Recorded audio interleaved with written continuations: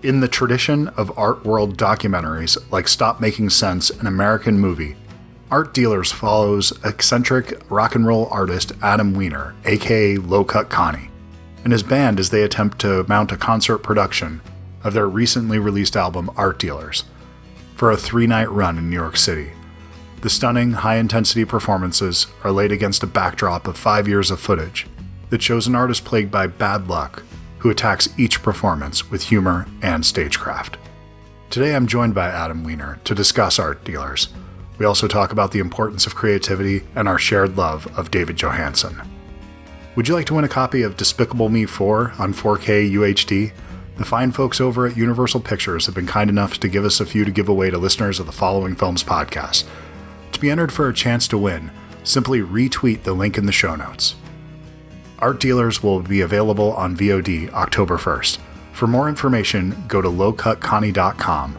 You can also check the show notes for the link and some upcoming tour dates. I hope you enjoy the show. Thanks.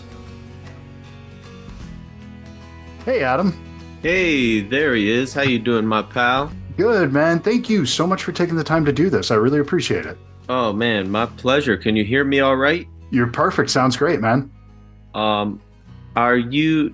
Let me think. Is Roy joining us as well? Let me see. I only had your name listed on it, but if Roy's joining, that'd be great. Cool. So, how are things going with the film? How's the rollout for you right now? I mean, it's exciting. This is the first film I've ever made. So I can't compare it to anything, but it's been fantastic. You know, well, first of all, just finishing a film is an achievement enough. You know, because this particular project was really like 6 years in the making. The idea first came about 2017 or 2018. We started shooting back then, and pandemic derailed that project, and we got it back on track. But it's been amazing to see audiences watch it, you know. Like, I don't really enjoy watching it myself, but I like watching other people watch it. And when I see them start to dance in their seats and hands go up, couple screenings, we had people in the aisles dancing, you know, it's pretty amazing. Well, there's something, I love going to see documentaries like this in a theater, because when you get that audience response, when you can feel an audience responding to music, it's something that's just so incredible and infectious. And it's why I love live music also. It's because of the crowd and the energy that they put off and how you connect to that. And to me, this is a live music documentary, but it's also something that has a little bit more meaning than that to me, that there is that thing that you open up with on this film where you talk about the ability of ordinary people to do extraordinary things. And I think that really this is almost that veil that exists between the audience and the stage, and removing that. And that it really is those two worlds being connected together. And to me personally, there's a moment in this movie where you show a beer being spilled and people spilling it up, which just are cleaning that up, which is like the most un-rock and roll thing I've ever seen in a movie. And I fucking loved it. Well, you got it, man. I mean, I didn't have any success with my music until very late. My 20s were a mess. There's a short clip in the film that shows you a little bit of me performing in my 20s, and I worked really hard at that time to try to get somewhere with my music. I just didn't, you know, at least not professionally. And then I kind of gave up trying, you know, and then in a total twist, it kind of did happen for me in my 30s, but really in my middle 30s is when it really clicked, and I was able to quit my last day job, as they say. And so my appreciation for this job and to be able to do it is just much higher than it would have been back then. I'm sort of glad that I didn't hit with my songs until later, because now every show means the world to me. And I'm not, I don't perform from a point of view of trying to be admired or anything like that. I'm there just to make people feel good and to make a magic thing happen. It's a collaboration between me and the audience. And that's why we started with that quote in the film, because um, you know, I'm not a star. I'm not a cover of a magazine star. I've never had a pop hit, none of that. But somehow we go into these clubs and these theaters and these rooms with these people, and we have nights that these people will never forget. Yeah. And that's powerful. And we get a lot of images and a lot of films, music films that give us images of like the very tippy top of the music business. You know, there's a lot of really big stars that make these like peek behind the curtain sort of films. But I wanted to show something different, which is like these are working artists, you know, and these are people who do this for the love of it. Nobody's making a lot of money. In fact, it's just sort of a destabilizing force in all of our lives, but we do it because we love performing, we love art, and that's the lifestyle that we want to lead.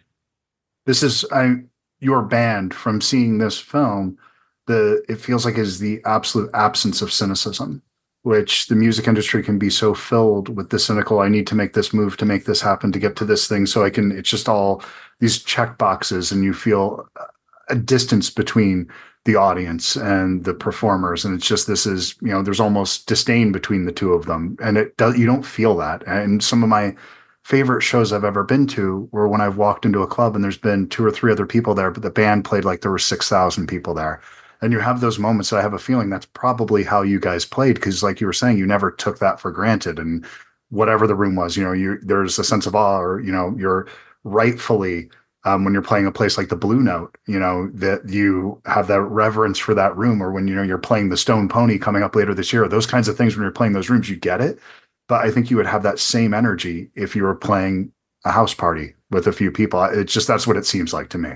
Yeah, 100%. I learned my craft by playing to 10 drunk people in a bar.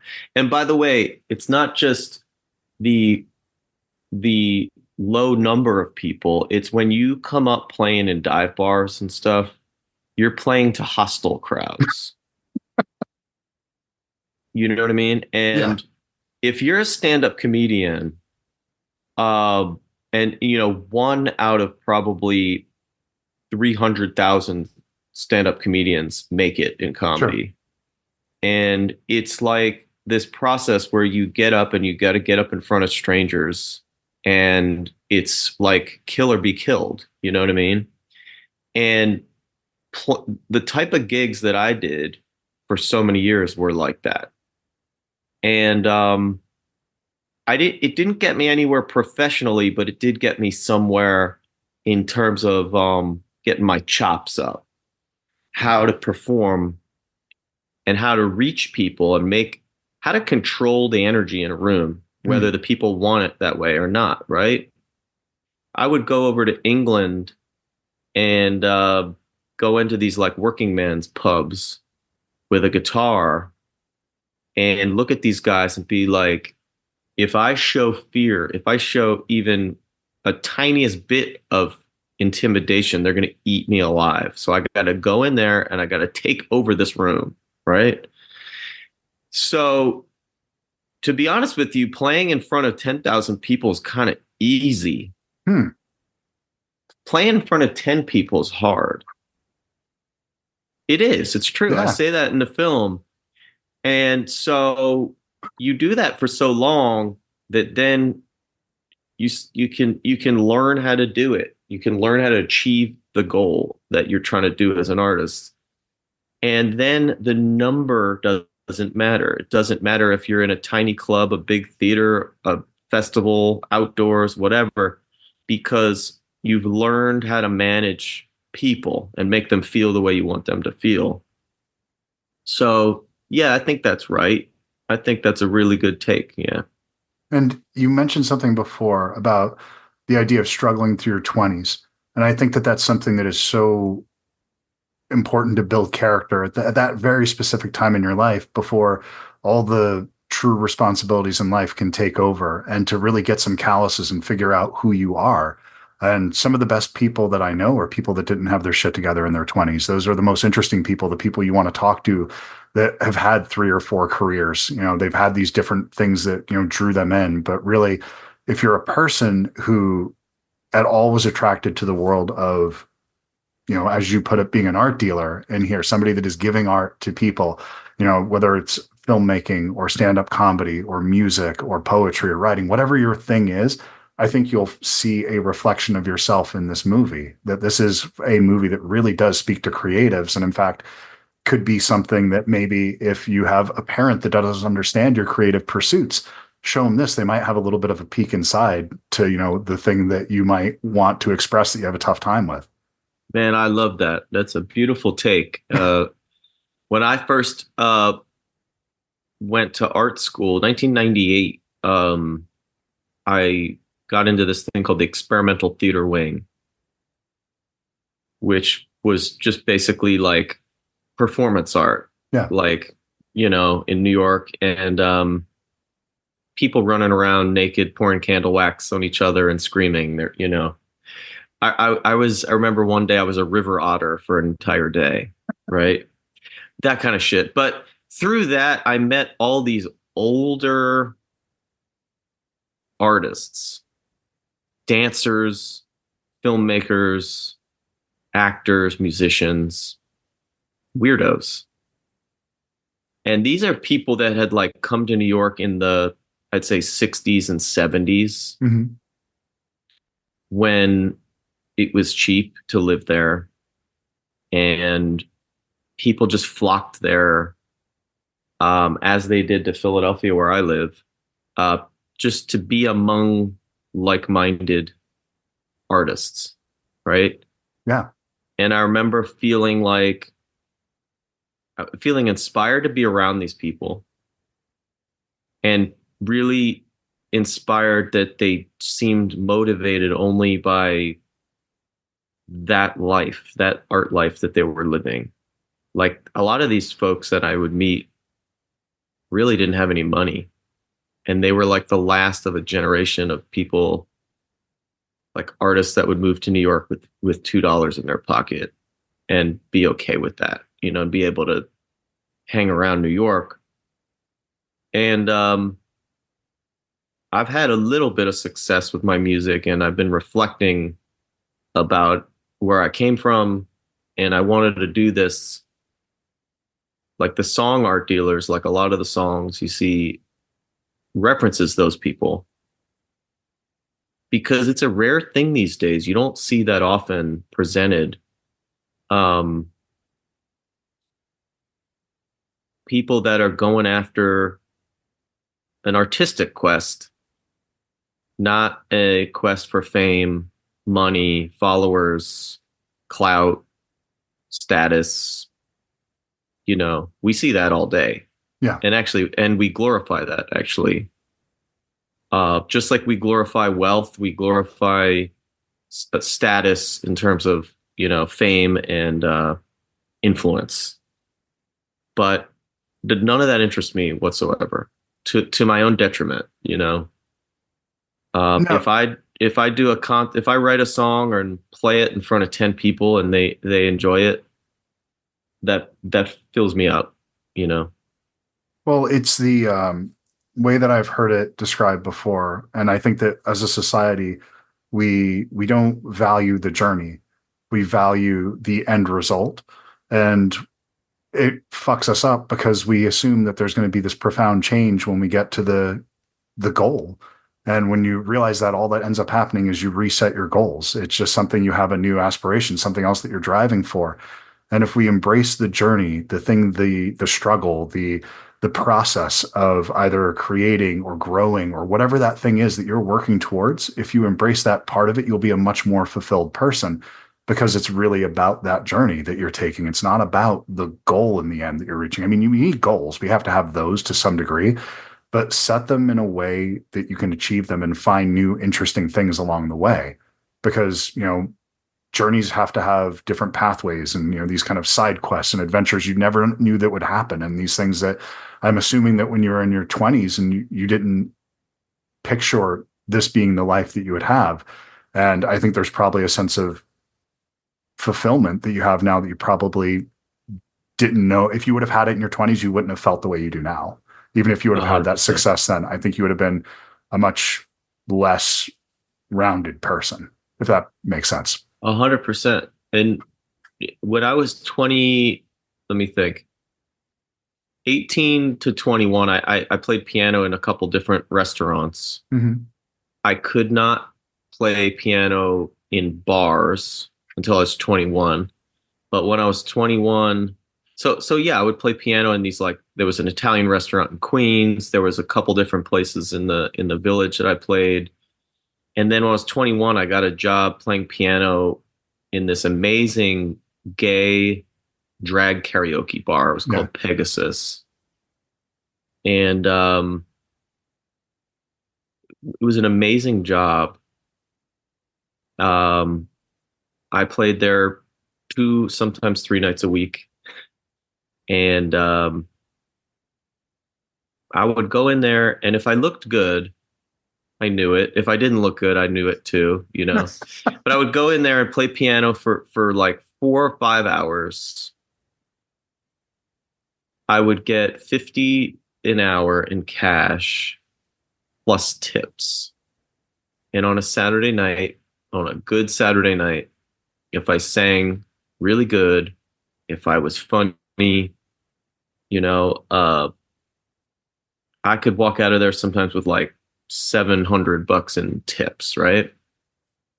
And I would take the train home, 21-year-old kid with like $900 in cash in my pocket, having just played piano for 4 hours, and be like, this is a dream come true. Yeah. And honestly, to some degree, that was all I aspired to. In fact, especially when I started to play my own songs and mix my own original songs into the mix, and people liked them, that's all I aspired to. I was like paying my rent from playing my songs.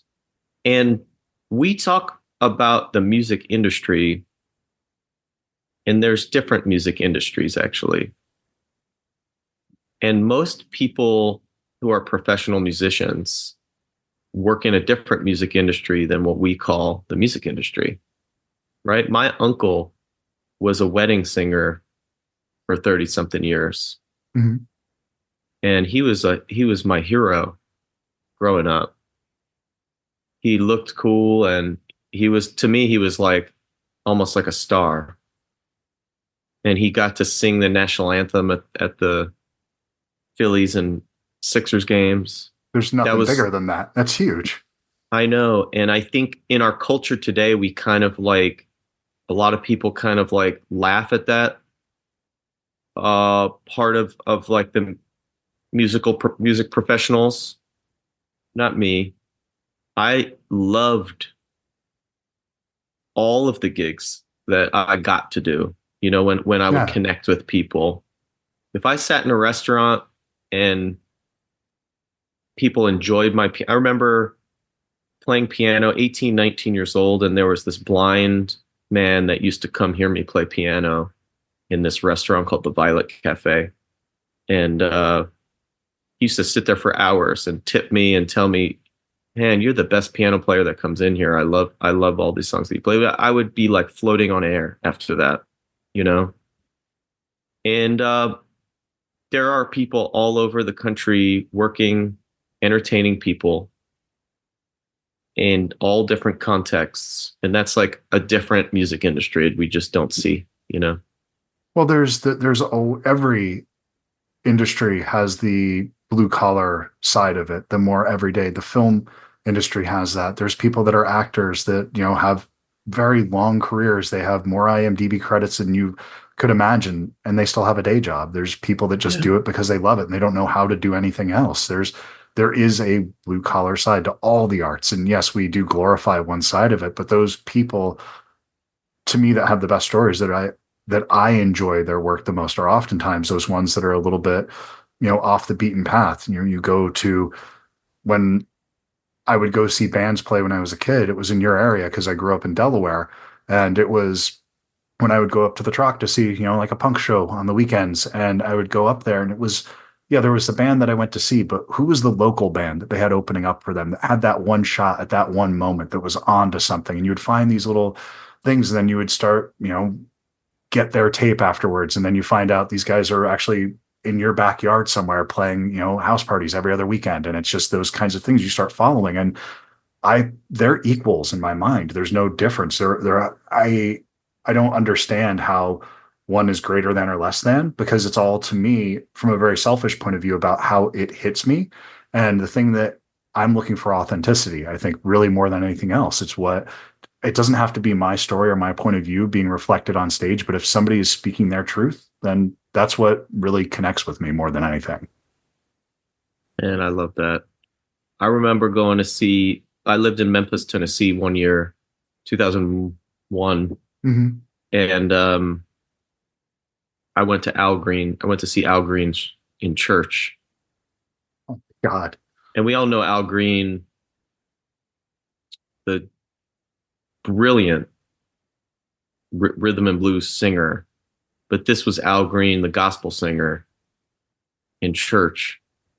And that I've seen him live with a band singing all of his hits in front of thousands of people. And I've seen him with a group of high school kids backing him at 2:00 in the afternoon in front of, like 100 people. And that's when I understood what his greatness was, to sit 10 feet from him and listen to him sing and captivate with people have tears running down their face. And, that's when I actually understood what his power is as a singer, more than seeing him, in an arena singing for thousands of people, which he's great at. Oh, yeah. But I like, as an audience member, when an artist, and it can be any size crowd, when an artist can really move me and make me feel a connection and get into kind of a flow state. Like I forget to look at my phone, or I forget what I have to do, or I forget what I'm really stressed about, or I forget what's going on in the world. Yeah. For an hour or whatever. And that can be achieved in an arena, a stadium, or a tiny little club. And that's what I try to do. And that's what we tried to capture in this film, that magic trick and what goes into making the magic trick. And I love that about this movie, that it is something that, most importantly, though, you guys have great songs. That this does make it to hang out in this music for a while and to dip in and out and just to have the humans behind it is such a wonderful experience, because it is that thing of that veil being lifted that I was mentioning before. And it does that. It just makes those songs resonate all the more because you feel connected to the people that are performing them. And it's just a really powerful film. I think you got something really special here, man. But Thank you, brother. I gotta ask you one thing though, and this is super specific and it may be way off basis, but when I first started seeing you guys, there was several things that jumped in the back of my head, and it was like, okay, there's a little bit of Elvis here. There's like this other stuff that's like, it might be like Hold Steady, and there's other stuff might be Iggy Pop, and I'm like all over the place. And then I landed and I was like, holy shit, there's a lot of David Johansen in this from like my personal perspective. And it's not the music per se, but it's the way that you hold an audience. And it's in that very much that you look at this guy and you're like, oh, he's a fucking rock star. Does he look like a rock star? No, he's not a rock star because he looks like one. He doesn't come out of the pot looking like, Eddie Van Halen or, one of those guys. No, this guy's a rock star because he's owning the stage like a rock star. if that Yeah, makes sense. 100%. It's funny you say that because I saw the first New York Dolls reunion show in New York in Oh, 2000. I was just talking to somebody about this 2003 okay. or four. Um, Iggy and the Stooges, that was their comeback, and the New York Dolls, their comeback. Um, at Little Steven's only happened one time. He did this festival in Randall's Island, and I'll never forget it. I was 22, 23, and yeah, Johansson is one of the greatest front people to ever walk on the stage. Agreed. Um, he's not afraid. He uses everything in the toolbox, which is my favorite performer. And look, Iggy's like my hero, right? Yeah. But there's something special about Johansson, which is he's not afraid to be ugly in what he's doing. He's not afraid to sound ugly, look ugly, and use every facet of his personality to entertain and excite you. That's where the beauty is, though, in that ugliness to me. Yeah, and it's true because I look, I have imposter syndrome like so many people, but you're right. I'm not the person that walks down the street and people look at you and say, "Oh, that looks like a rock star." Um, I look like somebody that probably should have gone to law school, and you know, um, but that certainly hasn't prevented me from doing what I want to do. And I do feel like people relate to me in a different way than they relate to an Adonis of a on stage, you know. Well, there's look, there's a thing that happens when there's certain people, their DNA worked out, and it's just you look at them, you go, that's how is that even possible? How is that a person that exists on this planet? Like you see those people in the world occasionally that they're just whatever they're doing. They could be a banker, they could be a school bus driver, but you see them and they're just like they're striking in that sense. But it's not that's not what the rock star thing is to me. That's not what the performer and actor is to me. There's something in them, the way that they carry themselves that defines who they are. You don't have to be an Adonis to have that thing. You know, some of my favorite actors are not people that I'll put it this way. Sometimes it's the broken nose that makes you handsome. Yeah. It can be that little bit of thing that's off with you. If you wanted to, for me, it'd be like, oh, I got to fix my teeth, got to get that thing done. Whatever that thing is that you're looking at, and you just see the flaw in it. Other people see that and they go, yeah, that's what does it for me. That's the thing that turns me on with this person is this thing. And so I think it's that authenticity that, the thing that makes them human and not sort of Led Zeppelin because they were just like beasts from another planet. Yeah, sure. Well, yeah, like I say, and again, this band for me happened when I was a little older, Yeah, true. and that was off the table. And all the members of the band in the early days were like a little older, and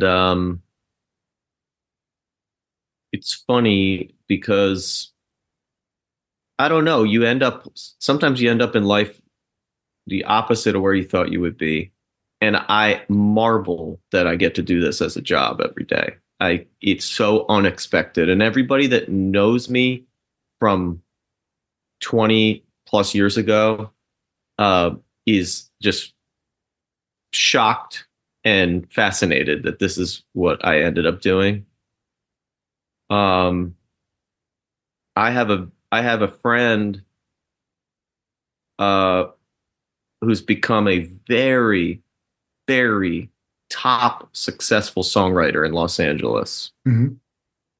Writes songs for Justin Bieber, Selena Gomez, Gwen Stefani, like multi Grammy, multi platinum. is an absolute gorgeous, gorgeous person who, in his younger days, fronted a band and was absolutely wild on stage. And I was a very kind of mousy, nerdy, introverted songwriter back then. Like I think other than playing in little bars, my dream might have been really just to have somebody record my songs. Like somebody like him.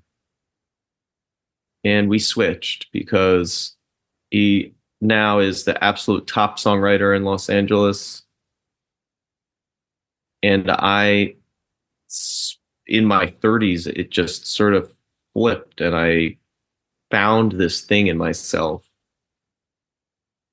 that I didn't know was there. And the first time I felt it on stage and I saw the way people reacted, I was as amazed as anyone else, you know? And then I leaned into it and I said, let's have more of that. Let's find out let's see how far that can take me.